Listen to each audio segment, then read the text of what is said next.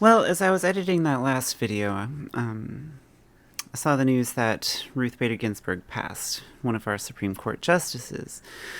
And Trump and Mitch McConnell are going to try to pass through a new Supreme Court justice as fast as possible, giving a potential 6-3 majority on the Supreme Court for conservative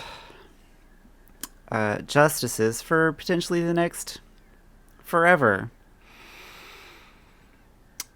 So all that stuff about constitutional interpretation and stuff like that has become very important. So I hope y'all paid attention to the last video. Now it's time to start our book.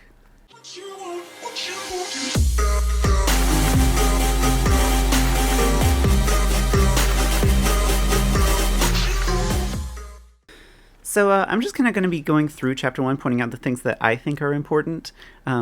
So hopefully me looking down this whole time doesn't get distracting. Anyway, in the introduction, our author, Mark V. Tushnet, gets into part of what the point of this book is, like why did he write it? Why am I making you read it?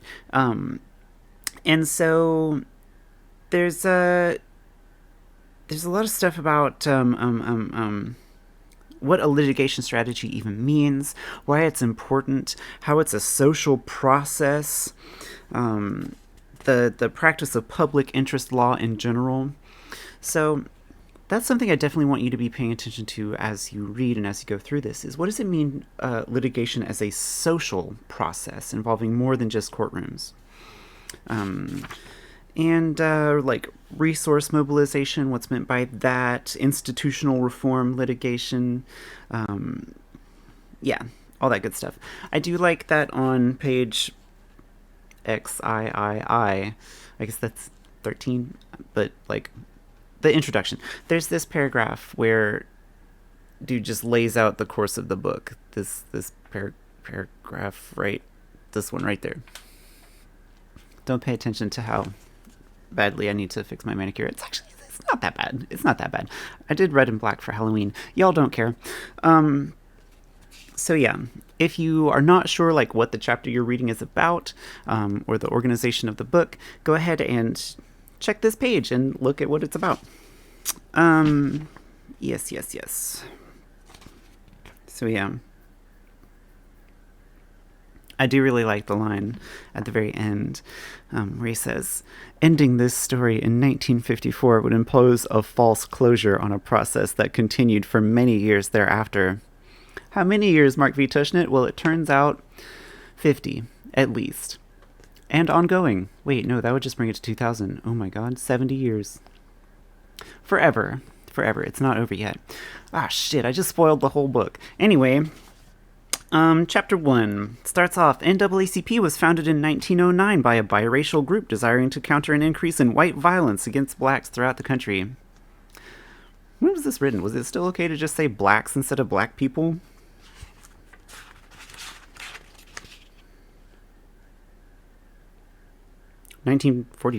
No. 1987. Alright, I guess Tushnet can get a pass. So forgive me when I say blacks instead of black people. I'm just quoting. I guess that's when blacks was still okay, but before African Americans became in vogue. No, this doesn't matter. So let's see. The NAACP was founded in 1909. When was Plessy v. Ferguson, y'all? 1896. That's right. Good job. When was the 14th Amendment passed? 1868. Oh, y'all are killing it today. I'm not trying to act smart. I have it written down in my version so that I know. Anyway, so shortly after Plessy, obviously things were going badly. So NAACP founded. But on the second page, so it talks about creating the developing a plan for coordinating litigation, and then it goes into Charles Garland and the Garland Fund. So that's something I absolutely want you to get out of this first chapter is, who was Garland? How did he get his money? It was inheritance from his rich dad. And is a shitload of money back then. I did the calculation at some point. I mean, is a lot of money. Um, but Garland was gonna just turn it down, but this guy Roger Baldwin convinced him to turn it to good purposes. And so Garland was like, "All right, Roger, take this and do good works with it." Um, Honestly, I really like Charles Garland. The way he was like, initially he wanted to refuse the inheritance as unearned and tainted money. Good for you, Garland. Good for you. So Roger Baldwin um, put together this Garland Fund, and you can see the people on it.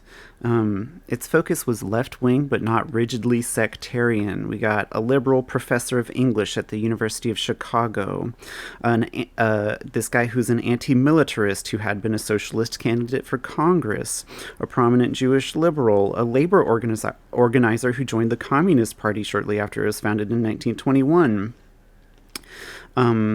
And James Weldon Johnson, then the secretary or executive director of the NAACP, a prominent labor organizer who later joined the Communist Party.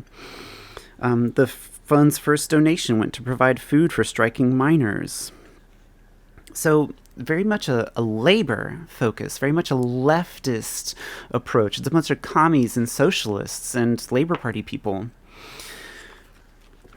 One thing you might want to ask yourself is, why don't we have a Communist Party anymore? What happened to these people? What happened to the very idea of communism and socialism in America? But, it also brings up Emma Goldman, the noted anarchist. I don't think I noticed before that it says the noted anarchist, and I appreciate that because I love Emma Goldman. She's one of my favorite anarchists. Anyway, so, staunch adherent of left-wing causes, Baldwin becomes the director of the National Civil Liberties Bureau in 1917. That's the organization that's going to become the ACLU, the American Civil Liberties Union. And it talks about Baldwin's opinions on how people on the left could use the law were thus shaped by his increasingly radical views and by his experience with law as a method of defense. So, I don't know if you've heard about the ACLU, but they take on any kind of case about like freedom of speech or protecting rights. And so these are the guys that will like, oops, I'm messing up my hair.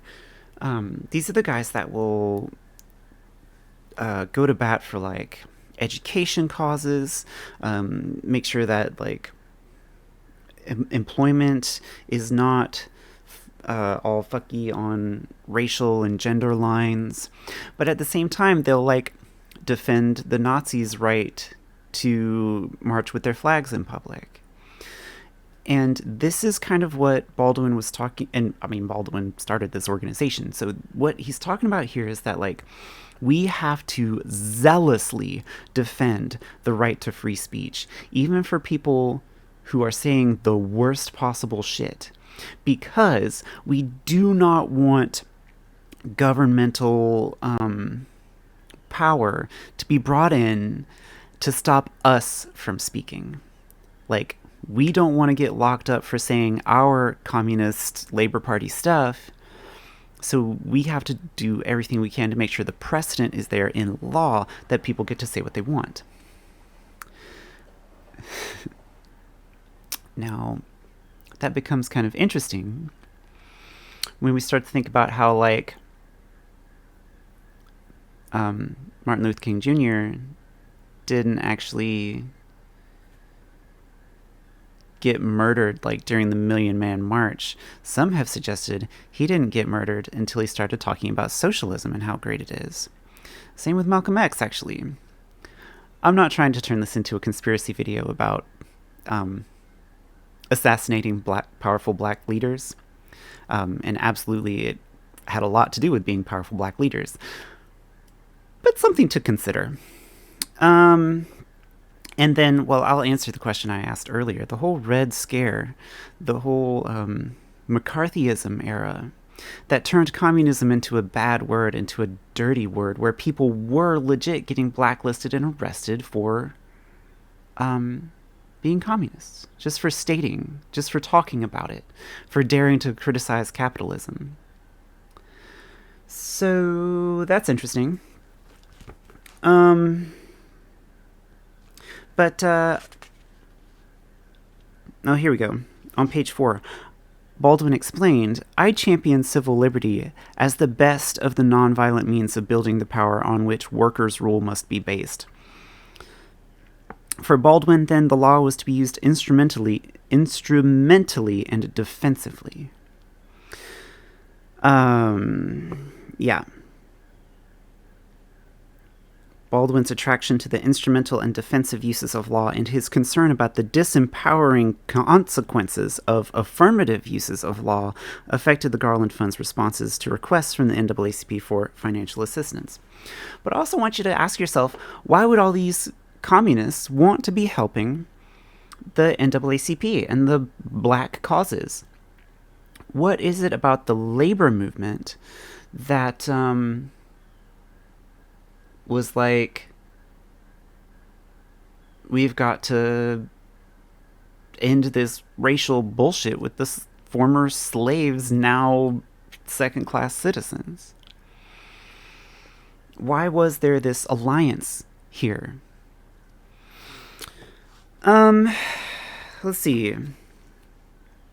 The book goes on into giving the NAACP some cash for litigation, but you have to remember that anything that came from the Garland Fund was like, all right, we want to use the law defensively, not affirmatively, not to like,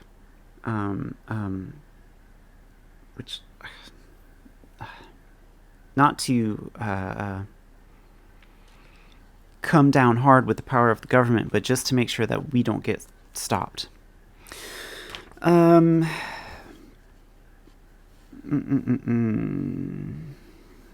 else do I want to talk about here?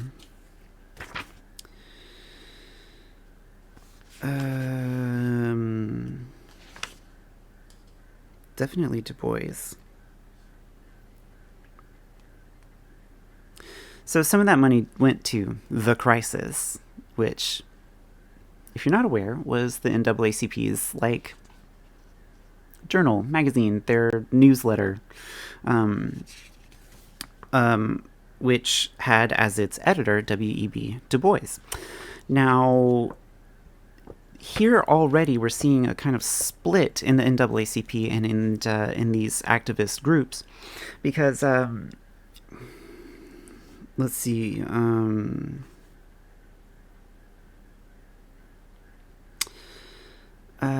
Actually, is this where we see the split?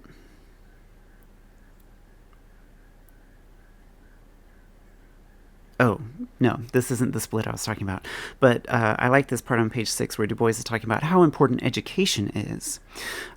So that's another thing I want you to get out of this first chapter. Why the focus on education? I mean, obviously, Brown v. Board of Education was about desegregating schools. So why did the NAACP want to focus on schools in the first place? Why not the workplace or in cities? Like, they weren't fighting to stop how like black people had to live on one side of town and white people were living on the other. They weren't fighting. Well, I mean, they were fighting to stop like sundown towns and that kind of shit. But for the legal part, why focus on education? So ask that question. And this video is already 14 minutes. Just covering the first 7 pages of the chapter. So